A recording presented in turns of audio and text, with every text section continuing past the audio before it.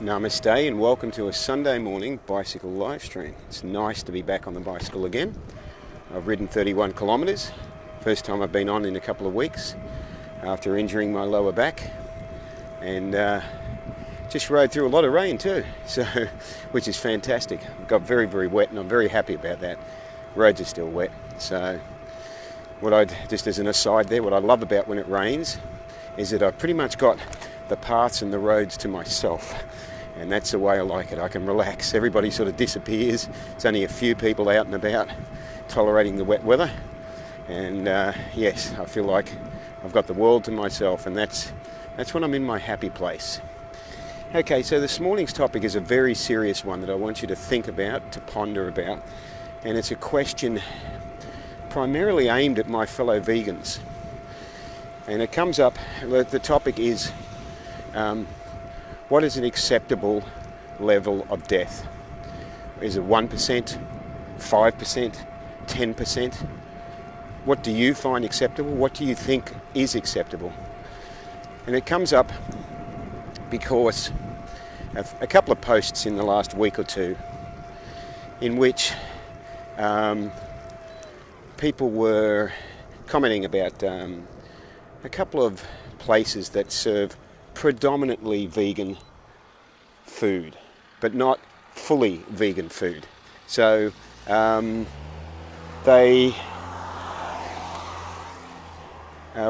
of these places continues to serve dairy milk, and another place serves egg. So they're definitely not vegan places. However, the topic came up about, once again, from fellow vegans about, we should support them and and help veganism to grow that way. And I started thinking to myself, what percentage of death are you happy to support as a vegan? And so that brings me to today's topic. Now, veganism is all about the rights of every living being to live, to love, to have a life free of suffering, and our duty to honour every living being's right to live. That is the foundation of veganism. It is our duty, it is our absolute need to honour the rights of every living being to be living a life as much as possible free from suffering, exploitation, torture, etc. If we are not trying to do that in every way possible, we are not honouring the rights of every living being, and we are not honouring our own duty to do that as much as we possibly can. So I started thinking about, these comments that were coming up on my page from people saying, why don't you support these places that are, they're 99% vegan, sort of thing. It's like, they've only got eggs, that's not so bad. Well, sure, yeah, that's not so bad unless you're the male chick that was thrown alive into the macerator. And, they've got dairy milk, that's not so bad. Yeah, that's not so bad unless you're one of the 21 million male calves that were slaughtered from the dairy industry in the world in the last year. I mean, sure, that's not so bad if you're the mother calf that's forcibly impregnated, has your babies taken away from you, is living an existence of slavery and misery. Yeah, that's not so bad. Let's go and, support that business. And I thought, really, do my fellow vegans even have any idea what they're saying and the suffering and the death that they are supporting when they decide that, it's close enough, so therefore we'll support it. Now, by going along and supporting a business that's, say, 99% of the way there, we're doing a couple of things. we're showing them that, oh, it's all right, it's acceptable. It's acceptable that you're still supporting industries of death and exploitation and torture. It's okay because we're going to come along and keep you in business. We're going to say, we don't mind if you have some products from industries that thrive on exploitation and slaughter and suffering. We don't mind. We'll come along and support you in any case.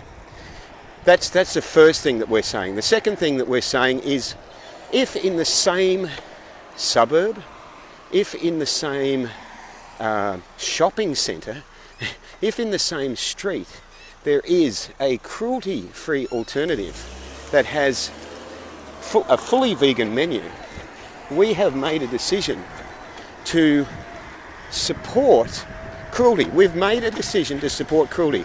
I'm not going to beat around the bush here. We have decided what we've done, what a meat eater's done. We've gone, taste is more important to us than animal rights. Taste is more important to us than the suffering that these animals are going through. Taste is more important to us than making a stand and saying, no, I won't support your business because you still contribute to suffering. This is a message we're sending. What does that do for that business? A business like, yeah, we're fine. Thank you for keeping us in business. It's just, it doesn't matter whether it's a business, a food business that has an all-vegan food menu but still has dairy milk, or whether it's a McDonald's. They are still supporting the industries of suffering and cruelty and death. And if we go along and support them, we are keeping them in business. And we are saying, no, I prefer to go to you because I prefer the food here. The taste is more important to me than my vegan ethics. Brenda says, brilliantly said, my vegan Facebook friend. Now I know it's an unpopular topic. People don't like to admit it, but this is the reality. You need to take a reality check to my vegan friends that decide to support a business that supports cruelty simply because the taste is more important to you than ethics. This is a very sad indictment on our commitment to honouring the rights of every living being to live life free from suffering, exploitation, torture, and any of the other nasties that you can think of. So I'll keep this brief because this is a point that I wanted to make. I really want you to stop and ask yourself, what percentage of death do you find acceptable? 1%, 5%, 10%, and then have a think about that. There was a time when we didn't have the opportunities that we have now, and as a long-term vegan, there was most of my vegan journey, there was never the opportunity to eat in a fully vegan establishment. It just didn't exist. It was not thought of, or it was not viable. It just didn't exist. In the last 5 years especially, but in the last on the coast here, in the last 10 years, actually about 13 or 14 years now, we started getting fully vegan establishments, fully vegan eateries. So we had the opportunity, we have got this opportunity to go along and say, this is where I'm spending my money, this is the business that I'm voting for. And just hang on a sec. And we have that, it's like casting a vote in an election. We just have that power to vote with our dollar. So let's be very clear about this and very aware that if we are still going to a business that is, oh yeah, you know, it's all right, they just have a bit of dairy milk, or oh yeah, they just have a bit of egg, or something like that. That we have made a decision to support industries of cruelty and suffering over a similar business that might be 100 metres away. It might be, you know, just around the block. It might be on the other side of the shopping centre. But we have made a decision to support a business that is contributing to suffering. How do you feel about that? Are you happy with that? You know, 1% death, 5% death, 10% death. We need to get real about this. If we are going to make the change, it has to be that is happening. And we have so many opportunities now to support fully vegan places. And when a fully vegan, just to preempt a question that always comes up and people go, oh yeah, but you shop at Coles and Woolies. I go, okay, you tell me the fully vegan alternative and I'll shop there. So, you know, it's when the opportunity is there, we should be taking that opportunity rather than continuing to support the industries that we are ethically opposed to. So let's not put